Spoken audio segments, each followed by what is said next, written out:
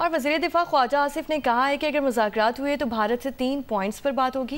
भारत से कश्मीर, दहशतगर्दी और पानी से मुतालिक बात होगी। दहशतगर्दी गुज़िश्ता 20 या 30 साल से हो रही है। कश्मीर, पानी और दहशतगर्दी पर बातचीत होनी चाहिए। देखिए, दो मेजर पॉइंट्स हैं, 3 बल्कि। मैं कश्मीर हो गया, दहशतगर्दी हो गई और पानी हो गया। ये 3 ऐसे मामलात हैं जो आज से नहीं, पिछले 76-77 साल से इनकी तारीख़ है। दहशतगर्दी जो है वो अब एक रीसेंट फिनोमेना है, पिछले 20-25-30 साल में आया है। तो इन तीनों के ऊपर बहस होनी चाहिए।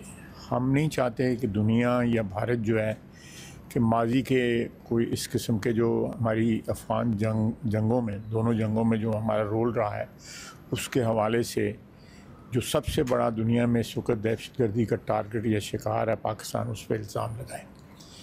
तो ये मेरा ख़्याल है कि एक सुनहरी मौका है हमारे लिए भी और भारत के लिए कि ये आउटस्टैंडिंग जो है इश्यूज़ हम रिज़ॉल्व कर लें।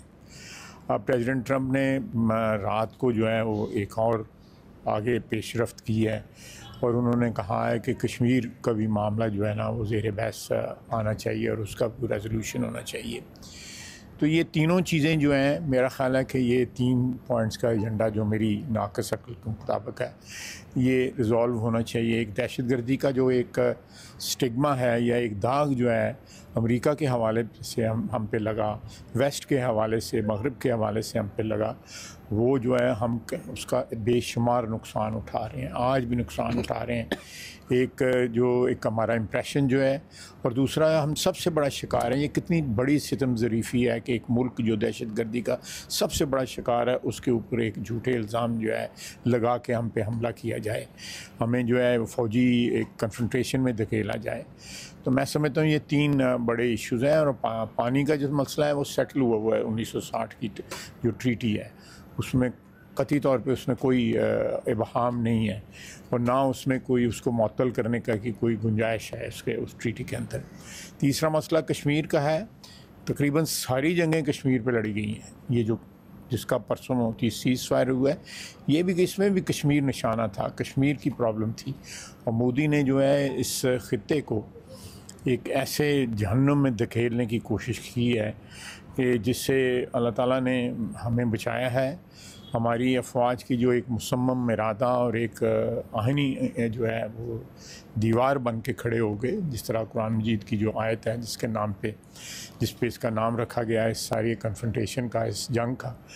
तो मैं समझता हूँ कि ये मसले जो है ना अब सेटल होने चाहिए।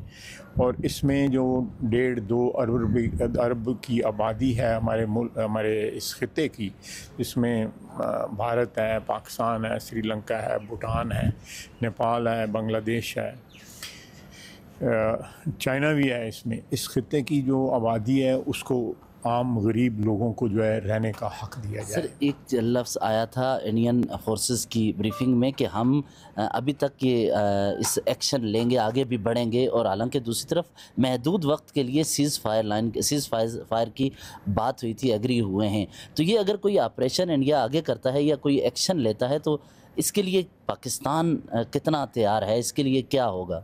तैयारी की हमारी जो शहादत जो है ये पिछले 4-5 दिन की जो कन्फ्रंटेशन है उसमें मौजूद है कि हमने जिस तरह मुंह तोड़ जवाब दिया है कि वो ज़ख़म अपने सहला रहे हैं इस वक्त। उनकी पार्लियामेंट में वज़ीर-ए-आज़म को जो बुरा भला कहा जा रहा है, जो उसकी तज़हीक की जा रही है, जो उसको कंडेम किया जा रहा है, वो इस बात की सबसे बड़ी अलामत है। उनका मीडिया, बल्कि उनकी जो फ़ौजी जो ब्रीफिंग्स हैं उनमें भी जो है इस चीज़ की आपको झलक नज़र आती होगी कि वो अभी तक अपने ज़ख़म चाट रहे हैं।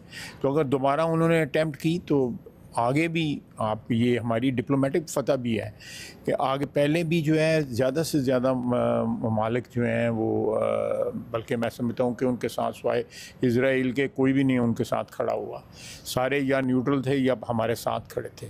तो इस दफ़ा अगर उन्होंने कोई कोशिश की तो इंशाअल्लाह ताला सारी दुनिया पाकिस्तान के साथ खड़ी होगी। पाकिस्तान ने अपनी तहम्मुल का भी लोहा मनाया है और अपनी फ़ौजी ताकत का भी लोहा मनाया है। अल्लाह के फजल से पाकिस्तान ने जो है अपने पिछले 76 साल की तारीख़ में इतनी बड़ी कामयाबी जो है वो नहीं मिली, ये अफवाज को इस्तीफ़ा मिली।